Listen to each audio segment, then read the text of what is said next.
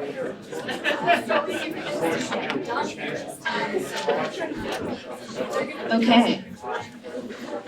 All right, so hello again, everyone. Everybody doing okay? Ish? Okay.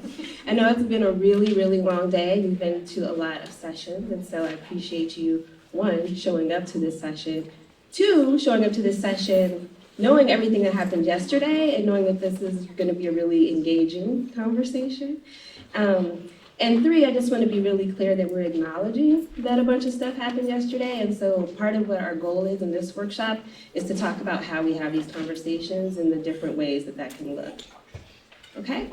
So, my name is Rashida Love, and I'm the director of First People's Multicultural Advising Services, which is the multicultural office here on campus, and I use she, her pronouns. Hi everybody, my name is Mimi Alcantar, and I also use she, her pronouns, and I'm the multicultural advisor at First Peoples. And we have a really great panel with us today, and we're going to have them introduce themselves along with their pronouns. And so just really quickly, for those of you who may not be familiar with pronouns, we're asking folks to share their pronouns on the panel so that we can model what that looks like to introduce ourselves using them, and that's so that we can continue on a culture where we don't assume what people's gender pronouns are based on the way they look. And so we just ask that you are conscious of that as you meet each other, as you meet new people, or even as you continue to interact with folks that you might already know, because our genders can be constantly changing, or it's something that that is really respectful to ask each other of. And so, and my pronouns are she, her. I think I mentioned that. Yeah, so so I should also mention that Mimi and I are co-facilitating, so there's gonna be a lot of like little exercise right here and going back and forth. But I also wanna mention that this session, because there's lots of you, is being live streamed in 5 other spaces. And so I just wanna acknowledge that there are other facilitators that you all are not able to see, but that are facilitating the other spaces. So those facilitators are Amr, Margaret, Jamie, Coley, Nicholas, Andrea, Catalina, Carolyn, Alexis, and Felix. So I just want to acknowledge that they're also helping us and that they're in the spaces. So at this point, I'd like to turn it over to the panel and ask you all to introduce yourselves and just tell us your name, pronouns you use, and then where you work or study if you're a student at the college, and then give one example of a thing that a student can come and talk to you about. Okay? Raquel, do you want to start? Also, just wondering if there's a mic. Thank you so much. Hello. Hi. My name is Raquel Salinas, and I also work with the Office of First People's Multicultural Advising Services. And is this on? Can you guys hear that? Yeah. A little bit. One thing that I can help you with. I got my master's degree in teaching, and so I've also done just a lot of social justice and equity work. So I'm really good at deconstructing things and helping folks deconstruct those things around equity and identity and family and how to sort of balance your life, because I'm trying to do all those things all the time too. And so yeah, I really enjoy having discussions about that. One of the things which is funny that I help students with a lot is time management and time awareness, because I think it has to do with all of those things all together. And I think that's all, yeah? Okay. Hey y'all, my name is Elizabeth Williamson. I'm a faculty member here at the college. My pronouns are she and her. And I work a lot with students on their writing. I also spent a year in academic advising and I really miss it, so I like playing academic advisor. So that's another thing that students and I talk about. Hey, I'm Chris. I'm a student here, so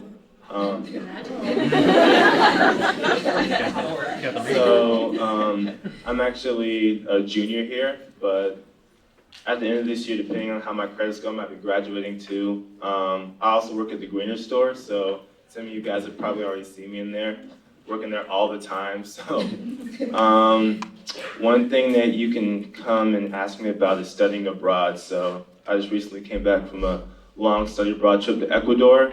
And I'm also a recipient of the Gilman Scholarship, and that's a great scholarship for anybody that needs to study abroad. You get a lot of money that way. So if you have any questions about different ways to study abroad and how you can make it easier to do so, I can help you out with that. Good afternoon. My name is Wendy Endres. I use she, her pronouns, and I have the privilege of serving as the Vice President for Student Affairs at the college.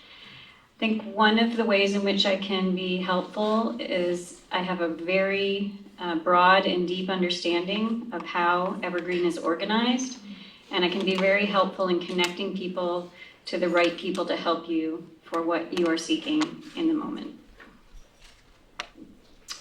Hi, everybody. I'm Tom Wommeldorf. I use he, him, his pronouns. I'm a member of the faculty. Over the years, I'm also an Evergreen grad. Over the years, I've evolved about how I say what I teach. So I'm trying to practice saying I teach social justice. So whatever the subject is, trying to keep that at the center. I'm trained in political economy, economics, Caribbean studies, environmental studies. I think the one thing that is important for me is to have a place where, now I'm gonna see if I can string all these together. I can be helpful for white, cisgender, heteronormative men who are trying to figure out what to do, holding lots of cards of privilege about how to move forward in a meaningful, respectful way with respect to social justice. Hi, everybody. My name is Krishna Chowdhury. I use he, him pronouns. I'm a member of the faculty here, and I teach math and physics, and that's perhaps a way that I can help you. I can help you think about navigating through the science curriculum at Evergreen. I'm also a working dad. I have a 2-and-a-bit-year-old, and so you can ask me questions about my child, and I'll ask you questions about yours, and we can share some stories. Hello everyone, my name is Camila and I use she, her pronouns. I'm a student here and this will be my last year. I'm a transfer student from SPSCC and that's something that I can give a little bit of insight about of like what it means to be a transfer student here at Evergreen. Hi, my name is Emily Piper and I'm the Assistant Director in Student Activities and I'm also an alumni of the college. And I would say that a way that I can be helpful to you is to help you think through if you want to do something on campus or if you want to start a group or you have a really good idea. I might be able to help you with that idea. Hi, my name is Phyllis Esposito and I teach in the Masters in Teaching program. And I think one thing that I could help folks navigate is, one, if you want to become a teacher, please see us. We would really like that, and to get started early. But I think on a more larger issue, one of my functions here on campus is to navigate and help steer and co-steer with some of the folks that I'm sitting on this panel with, matters of equity. And so if you have questions or concerns about what's going on campus, please see me and please see my colleagues, because we're very interested about what this means to you and to our work together. And I forgot one thing, I use she, her pronouns. Okay, so thank you all. As you can see, we have a variety of folks from around the college, students, staff, and faculty, because we thought it'd be really important for you all to hear varying perspectives from folks about how they enter into these conversations. And so we wanted to bring in as many different voices as we possibly could, and also know that there'll be a chance because we want to hear your voices as well, so there'll be time for that. And also just to note that for folks who stayed a little bit after yesterday, after convocation, you already heard me say this, but I'll say it again, is that this workshop is just a piece in the conversation and it's just a continuation. So no diversity, inclusion, equity, cultural competency workshop that you ever go to is gonna be it. It's gonna be like the checkbox, bam, done, got it. And you guys can laugh at some of these things, so feel free to do that too. I feel like it's very serious in here. And I know we're gonna be talking about some very serious topics, and sometimes some things are funny, so it's okay to laugh at those too.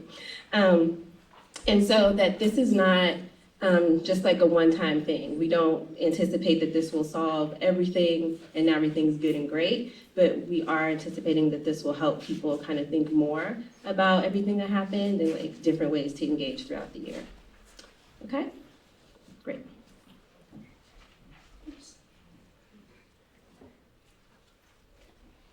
Okay. So, this is Preventing the Collapse of Civil Discourse.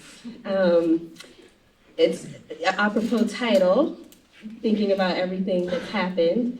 And I just want to say a quick word, and we'll get way more into this when we get into the presentation. But a lot of times when people hear the term civil discourse, immediately where they go is like, you want me to shut up and be quiet and not say what I really think. And that's not at all where we're coming from with this. And so our goal was to kind of turn that on its head and to talk about what that looks like. And so just right off the bat, I want to be clear that we're not trying to silence anybody. We're just talking about how you talk about these things. So we have an agenda for the day. We just did our wonderful welcome with our panelists. I'm going to tell you about this agenda because I think it's really important to be clear about what we're doing with folks so that people are not surprised when we get to things. We're going to go through a covenant, talk about our objectives, hear from institutional research at the college. We're going to discuss some personal truths, discussion about identity and some intersecting identities, how civil discourse comes into play when it's personal, what it looks like or what it can look like to have complex and difficult conversations. We're going to do an activity, and then we're going to provide you all with some resources because, like I said, it's important to keep this going. All right, so have you all already kind of talked about covenants in your groups with your faculty? Yes, kind of. Okay. So what a covenant is a group of shared agreements that a learning community has. So when you start in your programs, typically on the syllabus are, as part of the covenant that the faculty makes with the students, you kind of go through rules, like how are you going to have these conversations? What are your seminars going to look like? There's usually also rules around like when you're going to turn in papers and do those types of things. And so we have a covenant for this workshop because we want to set some guidelines and parameters for how we're going to try to have this discussion. So we really hope that you all try to criticize ideas and not individuals. Challenge yourself to articulate your thoughts to others. Pass the mic, don't drop the mic is one of my favorite ones. And basically what that means is like all of us have really important things that are really relevant to our lived experience. And it's great to like share those things. And we want to encourage other people to also share their experiences as well. And so while sometimes it may feel very satisfying, depending on who you are, to say something and be like, bam, hot, and I'm done, I'm out. That's great. And for the purposes of this workshop, we really want to encourage you to then pass it on so someone else can add to the conversation. Listen intently, be forgiving, yourself included. We realize that for a lot of people, this is the first time maybe you've talked about some of these issues. And so if it's new to you, you obviously sometimes feel confused, and that's okay. So we want everyone to be all right with that, and be forgiving of where you're at and where other people might be coming from. And just the goal for this workshop is to go for understanding versus agreement. So in any of these conversations that we have, we really want folks to just try to understand where people are coming from. Obviously, our goal is always to try to convince people to believe what we believe, because that's what we're trying to do. And the goal is that you understand. So if you don't necessarily 100% agree, that's fine, but if you can understand their perspective, that's what we're going for. Everybody cool with these rules? Yes, okay. And this should go without being said, and this wasn't an issue yesterday, but of course, everybody's gonna leave here with all their arms and legs and like no violence, no bruises, because that's not what we do. We don't have to do it like that. That's why we got this covenant, right? Right? Okay, cool.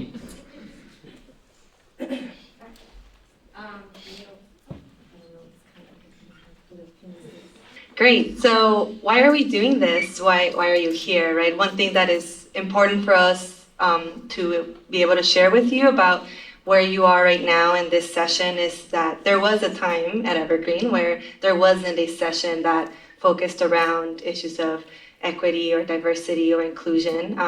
And now there is, right? The fact that you can be here, one of those reasons is because students asked for this. There was a lot of work that students several years ago did, and I believe Emily was a part of that group of students that did a lot of work around making sure that as part of the orientation that new students received when entering Evergreen included having a space where we have these conversations to know that this is something that the college values and that people who work here value and that people who study here value. And so that's one of the reasons why you're here is students asked for this and has been benefiting a lot of us in a lot of the work that we do because of that.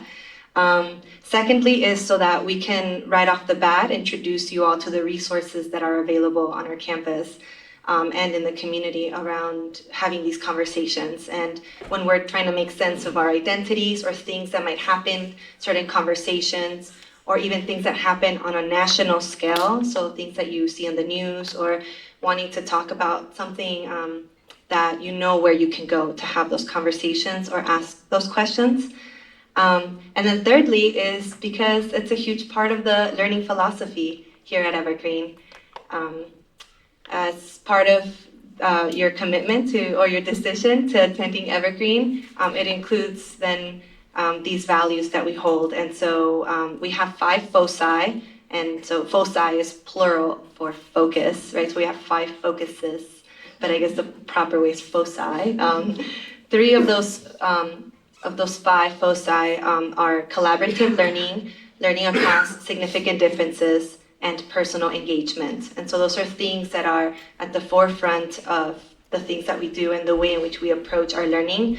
And then Evergreen has 6 expectations for every person who graduates from this college. So when you graduate, these are the expectations. This is the kind of objectives that we hope that that you will also have as you continue your journey at Evergreen and then afterwards as well. And so 4 of those 6 are articulating and assuming responsibility for your own work, participating collaboratively and responsibly in our diverse society, communicating creatively and effectively, and demonstrating integrative, independent, critical thinking. So those are all things that are a huge part of Evergreen. And so now that you are a part of Evergreen, then they will also be a huge part of you.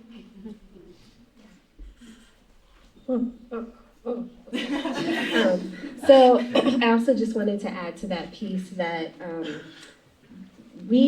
I personally feel like if you are a person who's coming to this college and you're like, I've never really talked about this stuff, I'm not really sure where to go or how to get engaged, then I feel like it's our job as an institution. So by the time you leave here, you do know how to do that, right? I think we failed as an institution if you come in not knowing and you leave not knowing.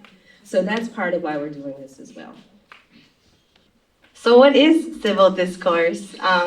A big part of making sense of what this means, at least for me and maybe for a lot of folks, especially if English is not your first language, is breaking it down a little bit is what does the word civil mean and what does the word discourse mean? And so Rashida mentioned how to some people that may mean that, oh, you're just telling me to shut up or to not say anything or to only say it a certain way. And so we want to take time to define what we mean when we say civil discourse. And so first, when we think of the word civil, what are some things that come to mind? Can somebody from the audience here say, like, what's something that you would think of when you hear the word civil? Civil rights. Civil rights, what else? Something you do with nice company.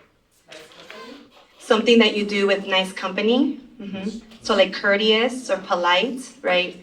Maybe one more. Yeah, over there. Good etiquette, right. So these are some of the things that come to mind when we hear the word civil. And so one thing that I was thinking about is when I grew up Catholic, and there's 2 sort of different types of marriages that you have when you get married, at least in like my family or my culture, is you get married por el civil, so that's like the legal marriage where you go and sign the form. And then the other one is then with the church wedding, right? So we actually count the church one as like the main one, the real one, because right, the faith is a big deal. And law, maybe not as much as the faith part. And so when I think of the word civil or civil, it's like a process. So it means going through some kind of process in order to get somewhere or to achieve. something in a certain way. And then when we think of the word discourse, what are some things that come to mind when we think of discourse? Yeah? Chaos. Chaos. What other things? Yeah? Difference. Difference. Conversation. Conversation. Analysis. Analysis. Okay, great. Yeah, and so when I looked it up in the dictionary, it said engaging in conversation, written and spoken communication. And so it's the way in which we engage in dialogue or have conversations and even debate. So even things that that you might not agree with. So then if we put them together, civil discourse, the way that I made sense of it is a conversation or a debate or a form of communication where there has been a process to be able to get to that place of having that conversation. And the way that I make sense of it then is, okay, to have this conversation, I need to have a mechanism or a way, some tools to be able to communicate the ideas that I have. And so around providing some examples from some folks of what they would define civil discourse. The first one is from a journalist who said that civil discourse is our ability to have conversation about topics about which we disagree and our ability to listen to each other's perspectives. And then the second one is from an educational policy leader who said, civil discourse goes beyond courtesy. It involves committing to an informed, frank exchange of ideas along with an understanding of complexity and ambiguity. So those are some of the things that we are providing for you all as we're trying to complicate what civil discourse means. And it might mean different things for folks. And so just trying to feel okay with that means different things to different people. And so now we are going to be bringing institutional research, who are the folks on our campus that send out surveys to across campus and compile really important statistics and information about who we are, who is here, and can give us good perspective about our college. Can y'all introduce yourselves and say your names and pronouns? Hi, I'm Laura Copeland, a twice alum of the Evergreen State College, undergrad and the Master of Public Admin program. I use she, her pronouns. And I'm Coral Gary. I also work for institutional research. And I dropped the mouse, not the mic. I also use she, her pronouns.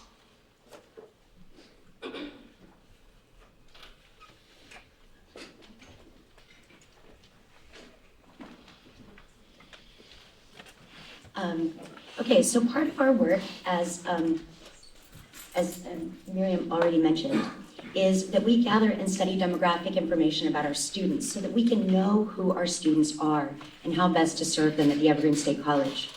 We do this with information that we have in our student administration system, things that you've provided through your application process, the courses that you're taking, that kind of information, but also through student and alumni surveys. We've brought some slides today that provide an overview of some of the slices of diversity that appear in the student body so that you can get a sense of the student community that you are joining at Evergreen. Where do our students come from? Just so you know, most of the data that I'm presenting today is based on actually last fall's undergraduate students. And the reason is because we're barely into the quarter, so we don't even hardly have the counts for this year yet. For all of you that are just joining. So most of the data is about a year old, but it's pretty close to the same community that you'll be joining.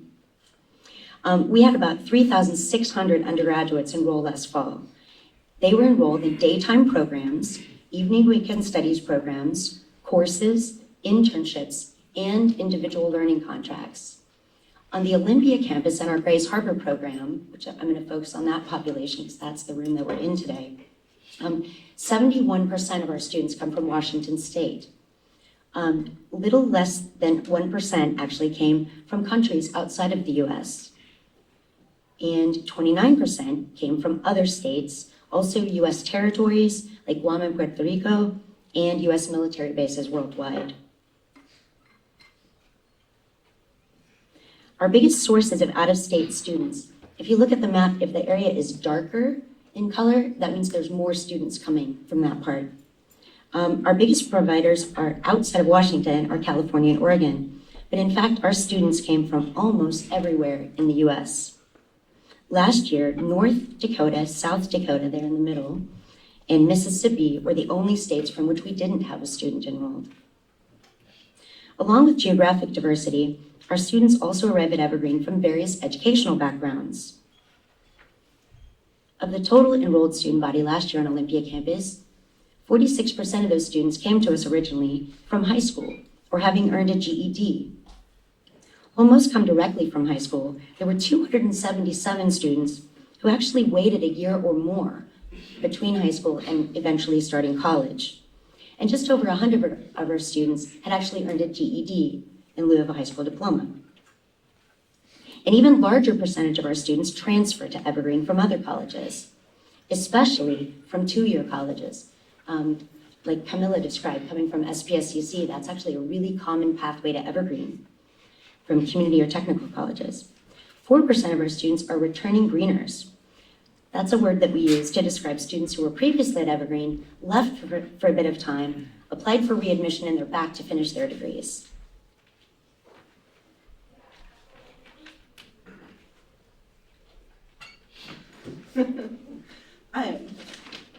Once our students get here, they study a wide variety of fields.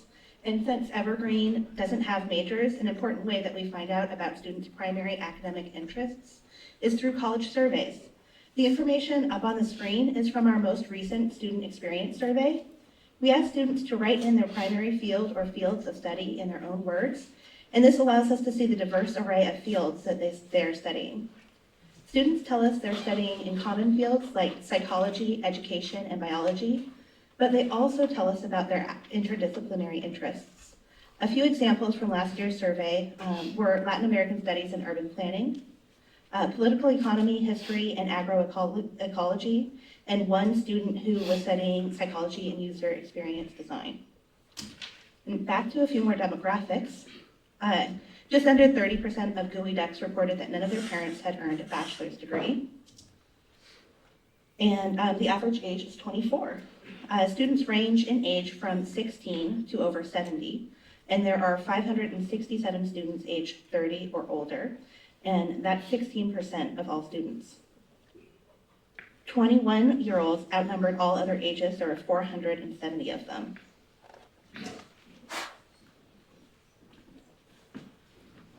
Now we'll take a look at race and ethnicity. Just so you know, these data are what students self-identify. That is where these data come from. 68% of the students on the Olympia campus identify as white, non-Hispanic. For 6%, they've chosen not to identify a race or ethnicity.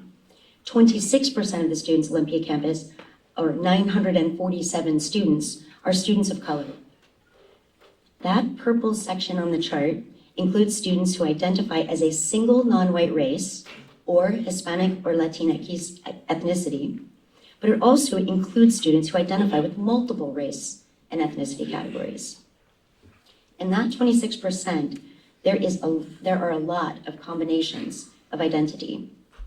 While I know you probably at a distance can't read all of these different combinations, the word cloud here gives you an idea of the myriad complex identities of our students. For example, we have students who identify as a single race or ethnicity like Black or Native American, but we also have lots of multiracial students who identify in combinations such as white and Asian, Black, Pacific Islander, and Native American, just to name a few examples. 344 of our students last year identified themselves as having one or more disabilities. That's about 9% of all of our students. Reported disabilities span a range of domains, things like auditory disabilities, learning disabilities, psychological, emotional, visual, mobility, and more. This slide serves as a good reminder that many disabilities aren't readily apparent when you're interacting with people. So each year, either on the new student survey or on the student experience survey, we ask students if they identify as gay, lesbian, bisexual, transgender, or queer.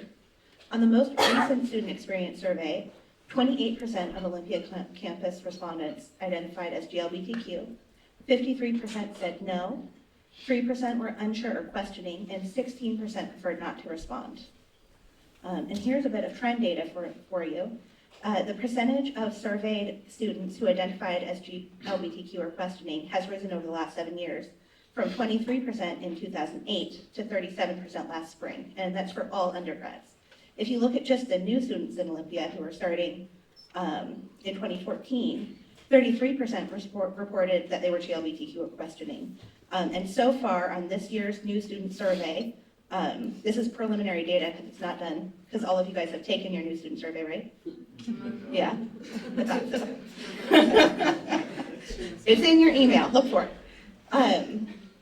So it went from 33% in 2014 to 41% so far this year. So a big increase. And I also want to take a moment to talk about an important limitation in Banner, which is our student administration system. According to Banner, last year's undergraduates were 55% female and 45% male. It isn't set up to track a non-binary sex indicator, it just has male and female. And there isn't even a place anywhere to track gender identity. So for the time being, there can be a discrepancy between the sex recorded in Banner and how some of our students self-identify in terms of gender. And here's some more information from the new student survey. The preliminary data show that 5% of students identify as gender queer, 31% identify as males, 2% are not sure, 2% identify as a trans man or trans woman, 58% identify as female, and 3% identify as another gender. Some examples that we've had written in are agender, gender fluid, androgynous, non-binary, and pangender. 186 of our undergraduate students last year identified themselves as veterans or were currently serving in active duty or the reserves. This is 5% of all of the undergrads on Ole campus. Evergreen has been increasing support and outreach to our veterans, and we do expect that this population will continue to grow. In terms of income, nearly half of the undergraduate student body meets the federal definition for low income, and that's over 1,700 of our students. Federal definition of low income is that you are at less than or equal to 150% of federal poverty level. What does that actually mean? Just a little perspective there. The current poverty level for a family household of 2 is approximately $16,000 a year. So federal low income is $24,000 a year or less for a family of 2.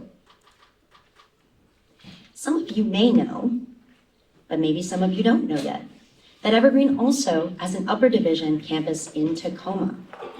On our urban Tacoma campus, last fall, 2015, there were 166 students. 2/3 of them were female, 84% were low income, 11% vets, 65% students of color, and the average age was 37. You can see from this picture that, or this slice of the data, that the population in Tacoma is quite different than the population in Olympia, based on the students that it serves and the geographic region in which it sits. We also have 4 active tribal reservation-based programs. Last year, 29 students across 4 sites representing 18 different tribes. The sites we had open last year were Peninsula, which is the little star just above Olympic National Park on the map, Muckleshoot, farthest north on the I-5 corridor there, Nisqually, just up the road from us, and Chehalis, a little south of Olympia. This year, Chehalis site is not active, but Quinault, out on the coast of the peninsula, is reopened this year. Average age at our tribal sites is 43 years old, and nearly 3/4 of the students are female, and over half are low income. Okay, that is all the slides that we have for you today. If you're interested in digging deeper into the data, this is where the IR website lives. The fact page is the best place to check first for institutional data, and you can get to it from the left navigational pane on any of our websites in institutional research, or you can Google Evergreen fact page. So, yet again, another reminder to please take the new student survey. Less than half of you have, and I'm really excited about emailing you multiple more times in order to get you to do it. You will be entered to win a $200 gift certificate to the Greener Bookstore. And thank you for your attention.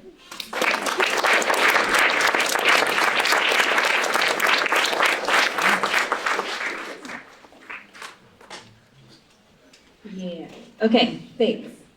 Okay, so great. The reason we think it's really important and we ask institutional research to come and tell you all of that information is because it's really important for all of you to get a real idea for who our student population is. And it's not something that's readily, that you can see just by walking around campus a lot of the time. And so we want to make sure that you have the facts in terms of like who your peers are and the different circumstances that they're coming from.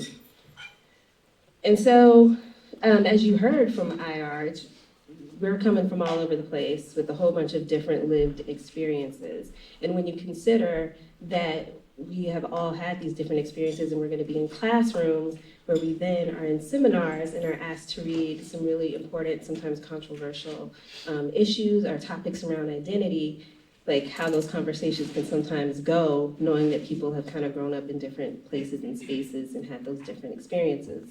Some of us are definitely coming from spaces where everyone kind of looks like us and thinks like us. Some of us are coming from families where we never even really talked about things like this at all, or sometimes there's people in our family who did talk about them in ways that we agreed or mostly disagreed with, but no one ever confronted those folks. And so this is the first time, a lot of times, when people get to college where they have to have those conversations, and maybe they've never even verbalized these things before. And so it can get really tricky, and we completely understand that. And we also understand that people are all speaking from their own truth. So when you hear from students, when you hear from your peers, what they're saying about their experience is true for them, and that should never be discounted. Also, keep in mind that no one group of people is a monolith, right? Like, not all Black people believe the same thing, not all white people believe the same thing. We are all really clear on that. That doesn't mean that some folks within those groups have shared identities, and that doesn't mean that you can assume that because one person believes this, then all these people believe this. So when it can get really dicey sometimes, and I'm sure some of the faculty on this panel can agree, around seminar, is when issues around social identities are, do people know what I'm talking about when I say social identities? Yes. What am I talking about? Yes. Who we identify to other people and to I'm sorry? ourselves. How we identify to ourselves and also in our interactions with other people. Yes, and specifically around groups in which we belong, right? Mm-hmm. Oh yeah, so I'm sorry, what was said was that how we identify ourselves to other people, right? And what I reiterated is specifically around groups into which we belong. And so the first group that people tend to like always think about is race, which is in a lot of ways the most important because it's the first thing you see and it's how we're perceived, rightly or wrongly, just kind of on first glance. But none of our social identities is age. We also have gender, sexuality, physical and cognitive ability, religious or non-religious affiliation, citizenship status, and socioeconomic status. And this list is by no means like all-inclusive. We completely realize that there are plenty of other things that could be on here, but we listed these things because these are the areas in which around we kind of have the most tension and that come up a lot when we start to have discussions, so that's why we listed these. We do realize that obviously there's other things to everyone's personality. People are kind, they're introverts, they're extroverts, they're spouses, they're partners, they're a bunch of other things. Those are not listed because typically those are not the things we argue about ever, at least in seminar, you know, maybe at home. But so that's why we're focusing on those areas and that's why we have those listed. So another thing we think it's important to address is that all of us carry multiple identities, right? And none of us are just one thing. And so your experience based on your race, your socioeconomic status, your gender, your sexuality, all kind of contributes to how you walk through the world, how you're perceived, and how you experience things. And so we wanted to pass this over to our panel and kind of go through and have them talk a little bit about some of these different intersections and how they navigate within them. And so I'm gonna you all can actually answer kind of popcorn style. Don't feel like you have to go down the line. But I'm going to start with, if you can talk a little bit about the intersections of your own identities. What are the areas in which you have privilege and areas in which you don't? And how does this affect your approach to difficult conversations? And Mimi has the mic. It's like duck, duck, goose. I always like going first because I know somebody's going to say something really smart, and I won't have to go after whoever said that really smart thing. So I hold a lot of different kinds of privilege. The two that are probably the most operative in my teaching are the fact that I'm white and I'm cisgender. I'm also a third generation professor. So not just third generation college, but my daddy and my granddaddy, and if you count Grandpa Williamson, who taught technical college in Bowdoin, Arkansas, I'm a fourth generation professor. So that's a big deal in terms of how I approached my education and the kinds of unlearning that I've had to do. I think that one of the challenges that faculty experience, especially faculty who hold privilege, is that it's a very high status position, but one that people often designate as useless at the same time. So there's a lot of ego that gets built up to compensate for that contradiction. And when you are a faculty member of privilege, you need to spend a lot of time being wrong, right? I'm going to be wrong most of the time on race. I'm going to be wrong most of the time when it comes to gender identities that are more targeted than mine is. So it's my job to learn how to be responsible for what happens in the classroom, because I'm the one with power because I'm the faculty, and I'm the one doing the evaluating. And at the same time, I have to be willing to be wrong. So that means a lot of different things. It mostly means narrating what's going on and being willing to circle back around to something when I've messed up. And being willing to ask for help, right? Everybody in this panel probably who's a faculty or staff, I've asked for help at some point. And also being mindful that when I'm asking for help or when I'm asking students or faculty or staff to help educate me, that I'm asking them to do work. So folks like Rashida and Mimi and Raquel are technically being paid, not as much as I think they should be, to help faculty do this work better. But they are also, there's 3 of them, plus Jackie and some students. So for 4,000 plus of us, right? So I have to be mindful of what I'm asking of them and what I'm asking specifically as a white person. So I often will try to be mindful about who I'm asking for help from and what kinds of work I'm asking folks to do based on their positionality. And I could say a lot more, but I'll shut up.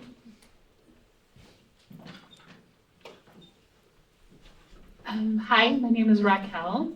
I'm Mexican and American, and I grew up working class poor. I'm a person with multiple disabilities. My father and all my grandparents are from Mexico. And also I have skin privilege, access to higher ed. I got a master's degree. I think that I live in a lot of different worlds at the same time. And what that means is that I understand pieces of them, but maybe not all bits of them.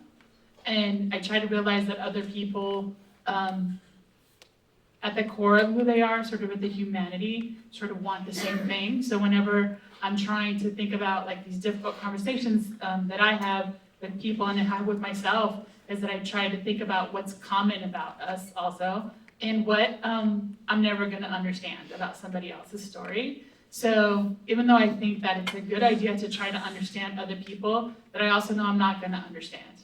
Like I'm not gonna understand what someone else's life that's even similar to mine. I'm not gonna understand what that's about, but I can strive to understand that by listening and by working on being an ally, and that I'm never gonna know what that's fully like to be somebody else. I think I'm lucky enough to to have a background that allows me to see, like I said, pieces of other people's stories and realize that I might not know someone else's story at all, even if I try really hard to do that. So I try to have empathy and understanding for the fact that I might not understand where someone's coming from, and that that's okay, particularly around issues of equity and difference, because I won't know what that's like until I'm done, right? I think that's all I want to say right now. I just want to jump in really quick and add something to what Raquel said in terms of I always want to try. I think what happens with a lot of folks is like things like what happened yesterday happen and people get really scared and don't want to say anything and don't want to take a chance to say anything, and then sometimes don't ever want to think about it at all. And what we're encouraging you to do is to not do that, right? Is to kind of work through that.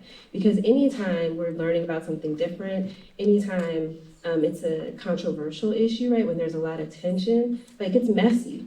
That's just what it is. It's never not gonna be messy.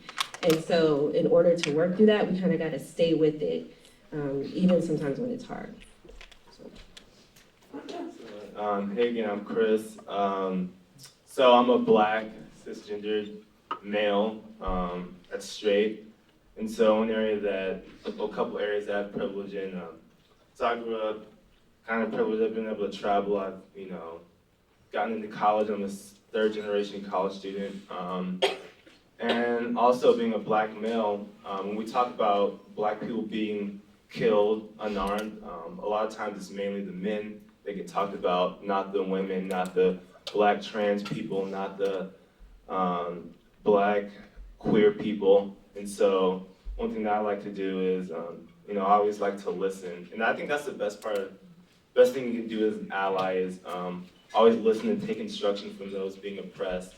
And also doing your own research prior to starting a conversation with somebody about that type of thing. Yeah. Hi again, my name's Wendy, and the list of identities for which you might have privilege, I can check off all of them, aside from being a woman. And like Elizabeth, I would add my position at the college as a senior administrator, and the fact that I'm a third or fourth generation college graduate.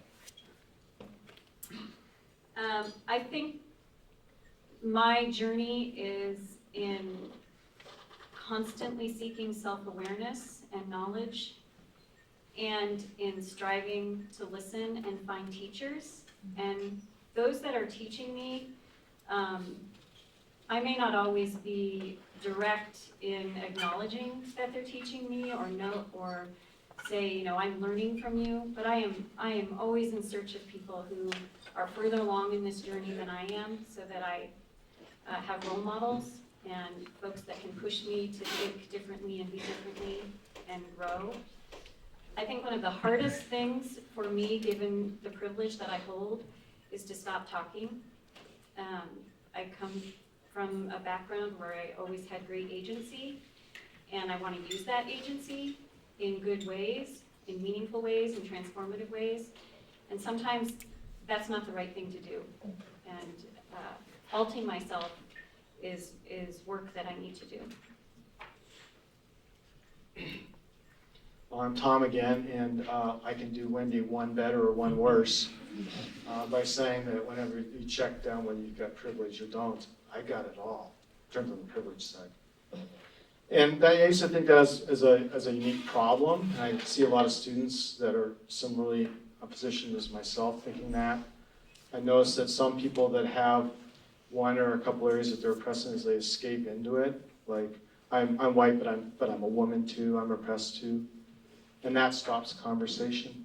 And I have nowhere to hide, which has turned out to be a real advantage because I have to really confront that.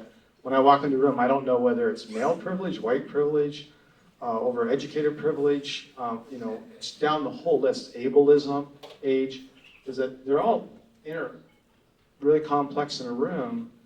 And so I have to really try to think about my awareness about how that's playing out. And it's really important for me to think about that this is work that I want to really help other folks with similar privileges as myself figure out how to make that privilege more visible and awareness of how not to turn away from these conversations.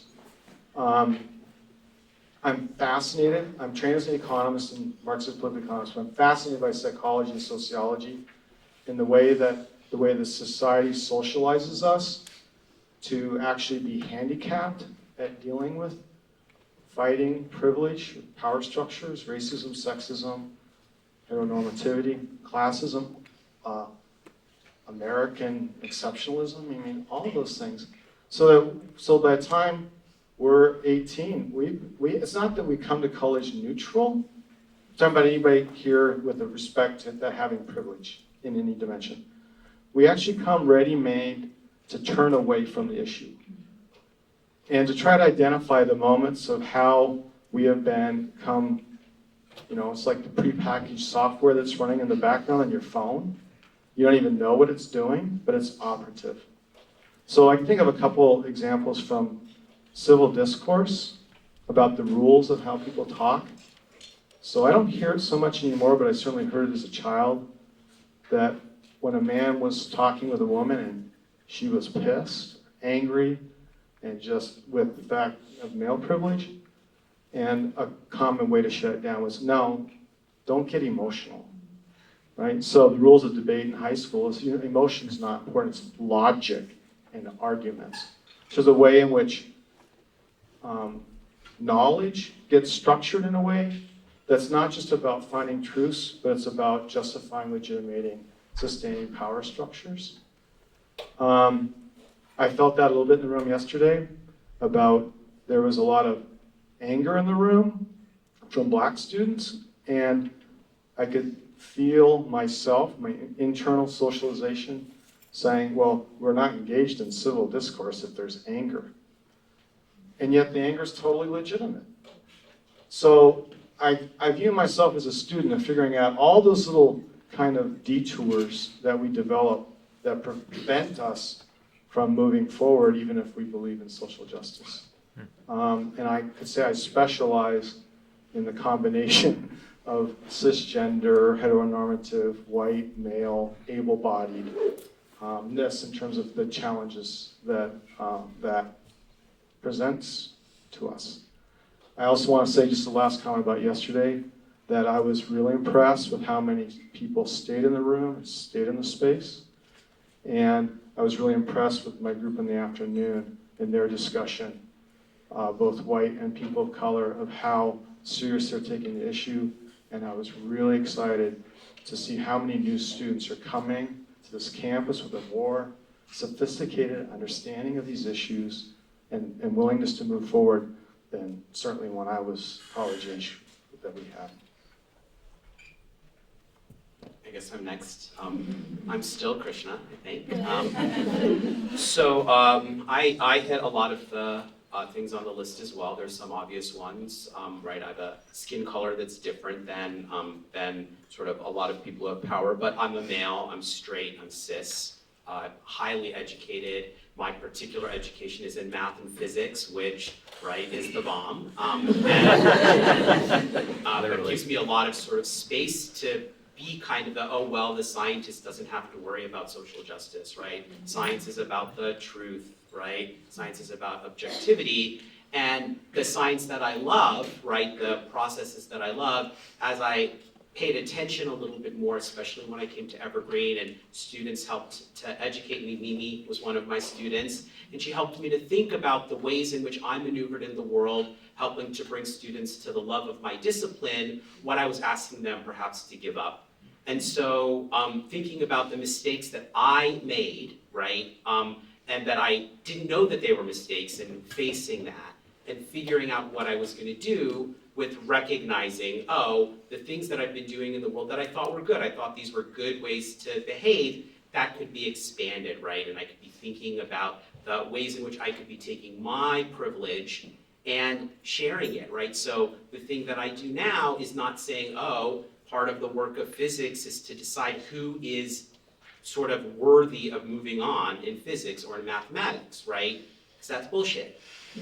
My work is to say, what are your unique gifts and how can I use my privilege and my power to help you move along? And that's hard, right? Because it asks me to face the ways in which I have made mistakes and tried to own them, and I still make mistakes, right? So my students will hear this from me the first day of class, which is I am going to make mistakes, and I will see what I can do to try to fix them, and I can afford to make those mistakes, right? Because I have all of this privilege and power, and I want to model for my students what it's like to be able to make mistakes when someone has got your back, right? When someone who has privilege and power has got your back to make mistakes, to know that this is a learning opportunity. Rashida said this at the beginning, right? Maybe you don't have this capacity yet, and it's a failure on the part of the institution if you haven't worked to develop this capacity at the end. So that's the way that I try to use my privilege and power,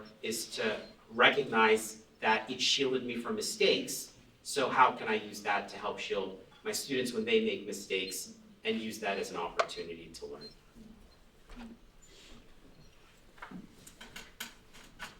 I should have gone first, like Elizabeth was. No, so I think identity is something that's really complicated and something that's always changing. It's something that I'm always thinking about in different ways. And some days I'm like, ooh, and some days I'm like, dang. And I mean, for me, I am a cisgender, straight woman. I am an immigrant, and that's one of the things that I really thought about when coming to college and when trying to get into college. It was a big challenge, my immigration status, and getting a green card for me is something that has given me a lot of privilege. And I mean, there's a lot of things, but I think for me, it's a lot, when engaging in conversation, it's a lot about listening. When it's your job to listen, and then speaking up when you need to speak up, and just being aware of what's going on and who is in the room, and all these different things that play into these conversations. Emily, before you go, can I just jump in and add to it? This is the advantage of being a facilitator. I can jump in when I want to. I just want to confirm the whole piece about complexity and how complex these issues are. And unlike a lot of things in our life, it's not like an easy yes or no answer. Like, this is what you need to do. You do that, now you're done, and it's over. Issues of race are built in systems of oppression that have been alive since way before we were. Right? And so they're built into the system. It's going to take a long time for all of us to unravel them. So I just think it's important to realize that there's complexity to this, and if we're just looking for an easy answer, we're never going to be satisfied, because it's not going to be easy. It's going to take work, and it's going to take a lot of figuring out the pieces and trying to detangle that.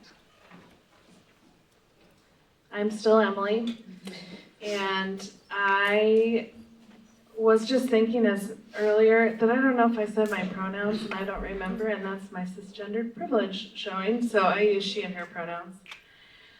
And I am a cisgendered woman who is white and queer, and a first person in my family to go to college, and I grew up working class, and I am not disabled, and I'm fat. And those are all identities that are important to me and that I hold and learn from and gain privilege from, and also have negative experiences because of some of them. And some of the ways that I try to be present and engage in difficult conversations holding all of those identities is really thinking from my places of privilege, like many people on this panel have said. For me, that's my work, is to operate knowing that I have much to learn, and to create. My hopes are to amplify voices that do not have privilege, and to create space for people to be themselves, to talk, to act, to lead, who have different experiences than mine. And I also think about, often I hear from fellow white people the sentiment, you know, but we're all human, right? We're all people. And a mentor of mine, Norma Alicia Pino, who used to work here, would often talk about truth versus reality. And the fact that it is true that all of us are human. Some of us may also identify as unicorns, but all of us are human. And that the reality is that some humans are treated differently because of systems of oppression. And so knowing that reality, how do we move forward? What do we do? So that's the big question that I ask myself all the time. Okay, and I'm still Phyllis, and as I am thinking about the ways in which I identify and the intersectionality of my identities, I am cisgendered, Black, female, and straight, but I am also the mother of multiracial children. And so that complicates my life on a lot of different levels. As I think about my own interpretation and my own lived experience and how I've journeyed through this life, as I think about how I've tried to raise my children with having a white husband, that's a whole nother level of complexity. And it can get very complicated. The other thing that I identify by is that I am working class. Even though I hold this position and this title of being a professor, I hold on to my working class roots. It comes up in multiple ways. And it's a very difficult kind of balance because I hold this place of privilege by saying I'm a professor in a graduate program. That sounds really good and really, But then I also realize that my lived experiences come out in multiple ways on a daily basis, and I speak from that experience, and that experience is centered into the work that I do. Now this is where it gets complicated, even more complicated for me. I sit in a graduate program, and I prepare folks to go into teaching. And the teaching force right now is predominantly white. And so what I have to do is how I bring my lived experience in as a Black female, and how do I have authentic conversations to prepare candidates to go out into a very complex and diverse society and do it with intentionality and purpose, means that we have to engage in some very, very hard conversations. And part of the work and part of the challenge and the load that I carry, and I don't complain about it because it's the work and it's like the complexity of it, so I appreciate that you said that, is that I'm still striving to figure out how do I create a balance for when I look at the folks that are in our MIT program who are predominantly white and hold a space for the few students of color that are there, but even more so, how do I create a space and make it visible in our program for those other communities that are not welcome? And I do that in a very intentional manner. I hold an empty seat that's in my chair that is a constant reminder to our students that there are other voices in other communities that are not represented in that group, and that we have to be mindful as we prepare to disrupt the status quo, that this is always present. And the other thing that I do, because it's a very delicate balance as I'm thinking about this and as I'm saying it to you, is that one of the things that I say often to the students is that we have to give ourselves grace so that we can give others grace. We have to prove ourselves to be trustworthy in order to be trusted. And it is a process. And even though most of the work that I do in the MIT program and what my scholarship is in has been around race and class, I still don't have the answer. And so I want to always invite that as an open space, because each group of students that I work with and each community in which I enter, I learn more. And I learn more about myself as an individual who's traveling with whatever that I possess. And I also learn more about how am I going to be intentional about the work that I'm doing as I'm preparing folks to go in to really disrupt this way in which we have been constructed to think about race and class and gender that is problematic, which is what we all carry in this room. So it's a complex, it's deeply, deeply complex, and it's like, I think what my peers and my colleagues have said here is that it's incomplete work. And I can't stress that enough, that this work is incomplete, and you'll never fully know, but what we want you to do is to say, if we hold the space, can we learn together? That's at a minimum for what we can do. Okay.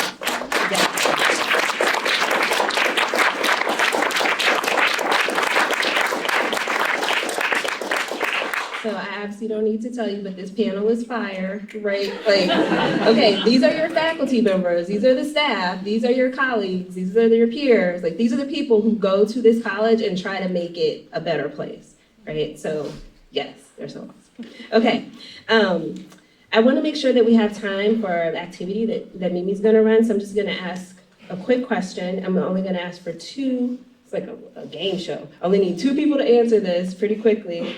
And it's kind of a complex question. And I also just want to add, I want you all to also be thinking about what your answers would be to these questions, because I know you have a homework assignment with your faculty, and you're thinking about like who you want to be as a future student or who you've been as a past student. And all of this can kind of help you think about that. You know, like, this is not just for fun and games or for learning, it's also to help you write this paper, right? So be thinking about that. Okay, so for two people who want to answer very quickly, can you talk about how do you model authenticity, right? Like, so what does it look like for you to bring all the pieces of your identity to the classroom or to work? How do you keep it real, right? Like, what does that look like when you want to have these conversations and you also want to be yourself? You don't want to water yourself down, and you want to, like, bring other people into the conversation. So if I can get two people to give me just like some quick, I know it's not an easy question, but answers to that. I don't have any money to give you or anything, so you'll do it.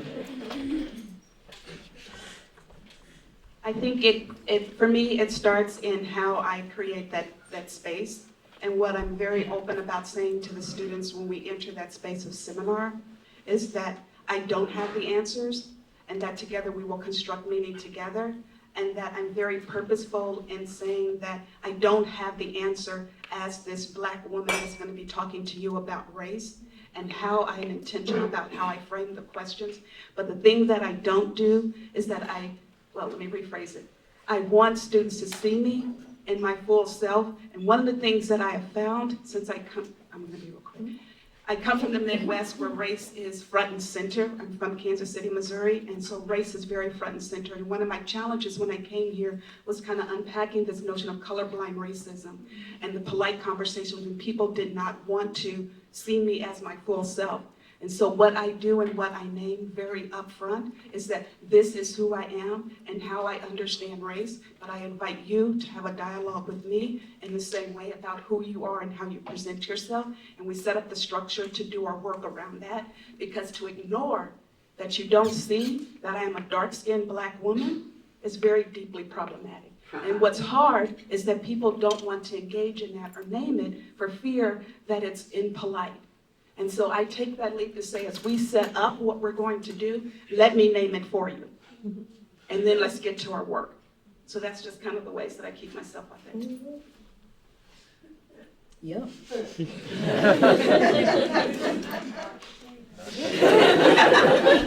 Pass the mic. Don't pass the mic. Everybody's passing. I'll give it a go. Yeah.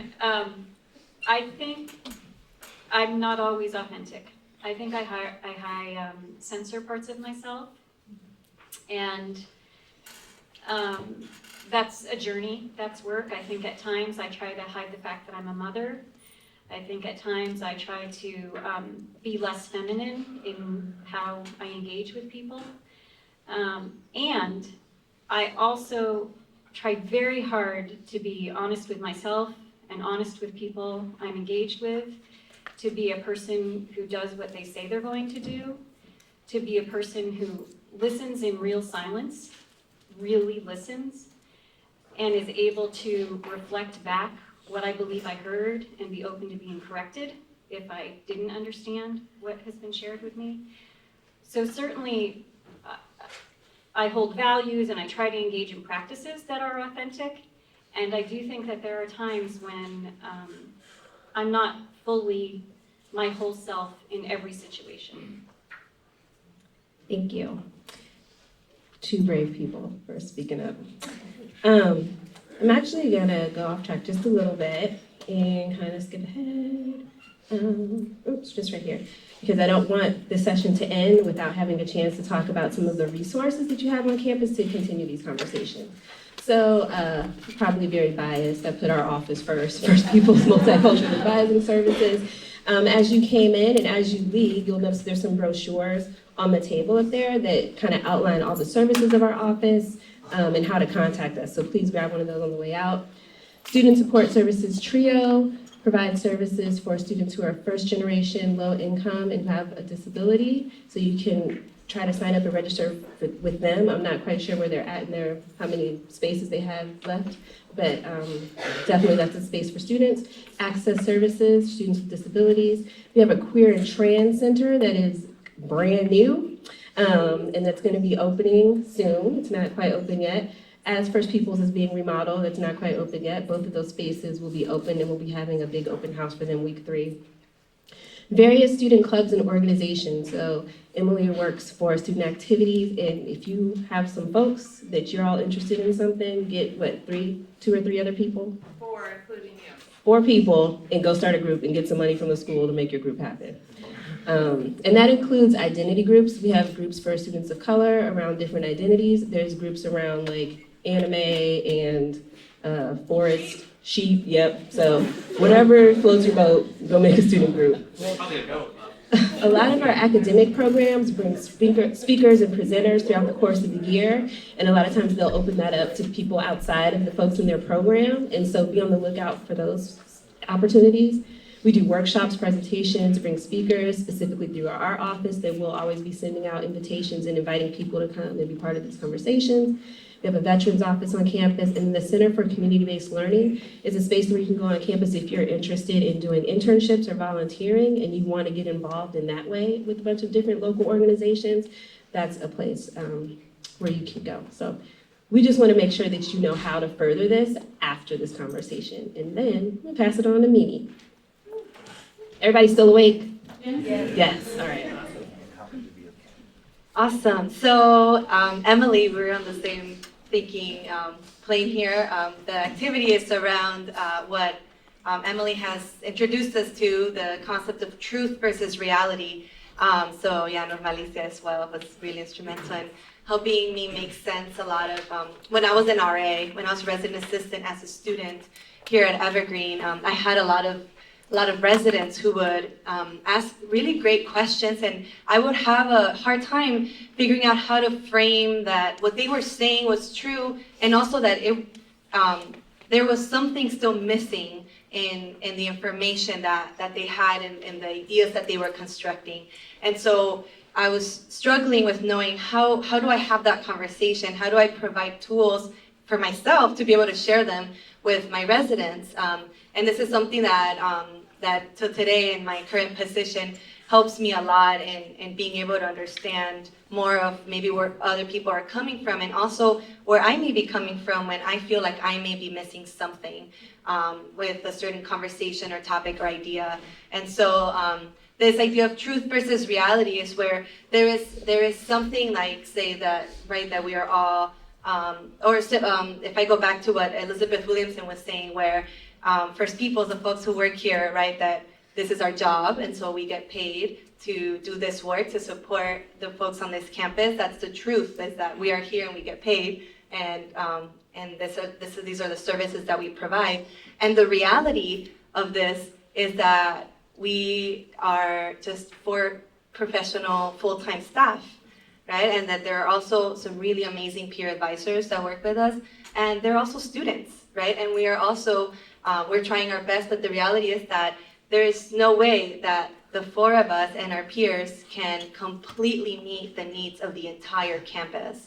And so, and we're also human and we get sick, right? And we also have family members who need our attention and things like that. So it's being able to navigate this truth and the reality. And one thing that I want to encourage you all to introduce to your vocabulary, or to the way that you may talk about things that may sometimes feel like they may be a paradox or an opposition, is the words and but, right? So when folks may say something like, I totally understand where you're coming from, I get you completely, but I disagree, right? Or something, right? Where the fact when somebody will say but, it feels like it completely discounts the first part of that statement, right? Where you're saying, yeah, all of this, but, so you're just, do you really understand where I'm coming from then, right? If you're just about to challenge it, if you completely understand, right? It's making me feel like you're disregarding it. And so there are ways of being able to carry two truths, right? Where you can say this and this, and, right? So I hear you, I hear where you're coming from, or I hear what you are saying, and I have a different experience, right? So something to consider in seminar, right? To pay attention to when you say but, and try to consider that maybe the word and in there might make the most sense in that conversation. And so to give an example, and this is the activity that we're all going to do, is that you're going to be working with the folks next to you, you're going to be working in pairs, is that I'm going to have a statement, and you're going to discuss what aspects of that statement are true. What's the truth in that statement? And then to consider then, what is the reality then of that statement? An example is the statement of, we are all human, right? And some variations of this that people might say around we are all human, there are some variations such as there's only one race, the human race. Race or color doesn't matter. You should just treat everyone the same, right? So different variations of this idea of we are all human beings. The truth is, right, is that, yeah, we are all human beings. We all bleed red, right? That's as far as I know, right? That we all bleed. I don't know if there's been any scientific, no, right? Okay, cool. Christmas thing, yeah. So we all still bleed red, and we all have the same number of chromosomes as far as I know, right? Around the same, what was that? That's a complex one. We have around the same number of chromosomes, right? So yeah, the truth in that statement is that there is scientific evidence to show that we are all human. And what is the reality of this statement or of this idea, right? As Emily had mentioned, is that we are perceived and treated differently based on our race or the way that we look, or the different ancestries that we may come from. That we have different advantages and disadvantages in our society based on our identities and our background, right? We can hold both of those. That's possible, right? It's not you have to pick one of these. It's possible to hold both. We just have to practice. And so, practice we shall. So, this is the statement we're all going to work with. So, the statement where you might have heard something like this, or you might have said it, I know that I felt it. That happened a long time ago, right? When talking about things around slavery or colonization, or things that have happened in history that we learned in our history textbooks or in class, or a subject of sorts, that happened a long time ago. So I want you to work with a person next to you and talk about what is the truth in that statement. That happened a long time ago, right? Maybe if you want to add in there, that happened a long time ago, you should get over it, right? So, but let's work with that. That happened a long time ago. What is the truth in that? And then what is the reality of this statement? So you have about maybe 3 minutes. I'll see if maybe we can have a little bit more time. But you have about 3 minutes, and so work with the person next to you, and then we'll come back.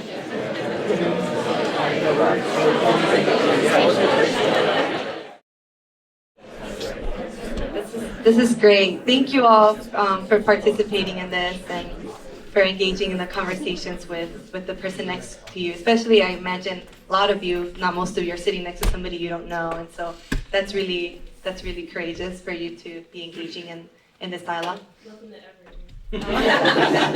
That's what happens. You're going to be seminaring with a bunch of people you don't know, so get used to it in a good way. And so I want to give an opportunity for folks to maybe share some of the things that you discussed, and I want to encourage also the people that are in the other rooms to take this as an opportunity to share with each other in that aspect or in that space. So let's start with the truth. So what are some things that were said around the truth of this statement? What's true about this? that it happened. Yeah? That like for something to like necessarily like to be considered history, all the people who have lived to actually firsthand experience it have died, and so like that happened a long time ago because everyone who experienced it is dead, or something like that. Yeah. Do one of you help me summarize that for the folks who can't hear this in the other room?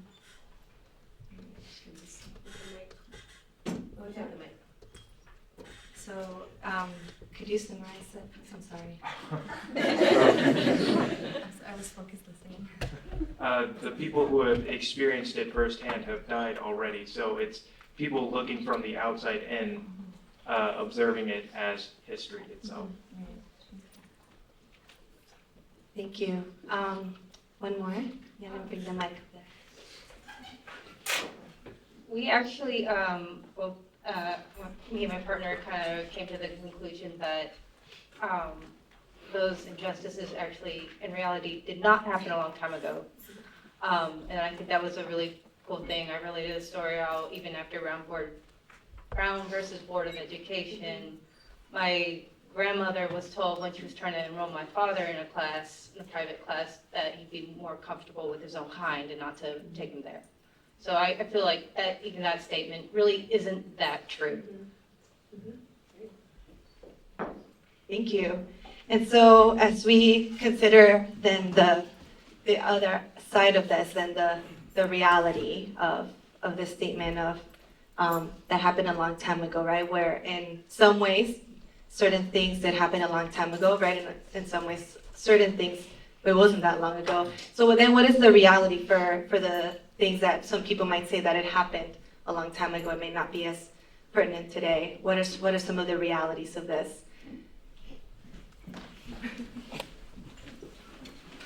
It's insinuating that it's not relevant to now.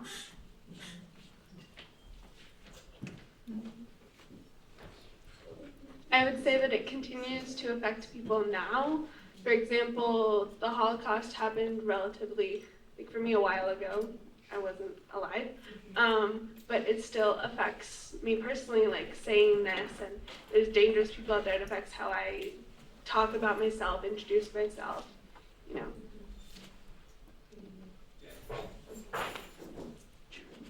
Well, the original reason why it happened a long time ago still remains subconsciously within us, to like pick up on the physical differences between each other.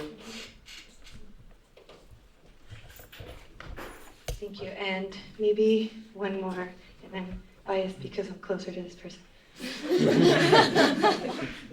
The reality is that our country was founded on the basis of slavery, and there are still so many ingrained social, economic, basically every shared institution that our society has is still so based in racism.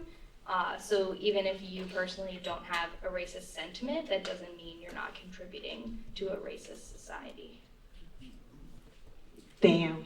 This is great. I love working here.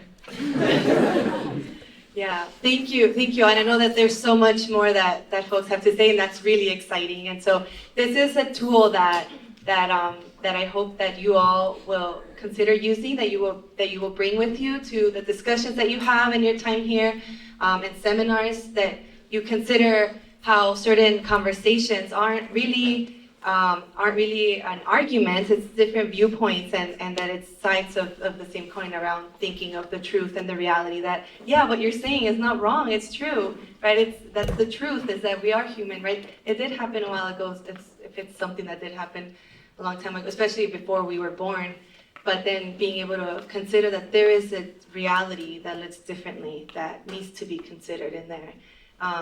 And so one thing that I remember was written on the whiteboard of when I was a student in the Women of Color Coalition's office, there was this quote that says, "It is unnecessary to deny another's reality in order to affirm our own," right? That you don't need to tell somebody, convince somebody that they are wrong in order for you to feel like you can hold the position or the stance that you do, that it's important that we educate ourselves to have a very informed position, very informed perspective, and that it's not necessary for everybody to have to agree with you that you are right, or that they have to change their mind. That we can have multiple truths, and that it's important that we share them and talk about them, and that we care about hearing them from each other.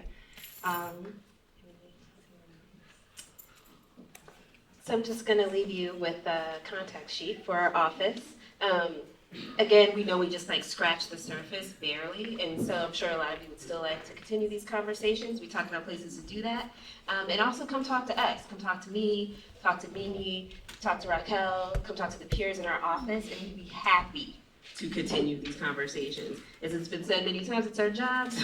But outside of that, like we wouldn't do these jobs if we really didn't like talking about these things with people, right? And know how complex it is and how much it takes to really get there. So thank you for listening. Thank you for participating.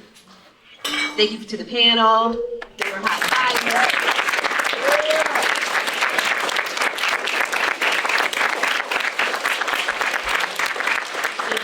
Facilitators in the other rooms, because I'm sure all of that went great. And welcome to Evergreen. Yeah! Thank you.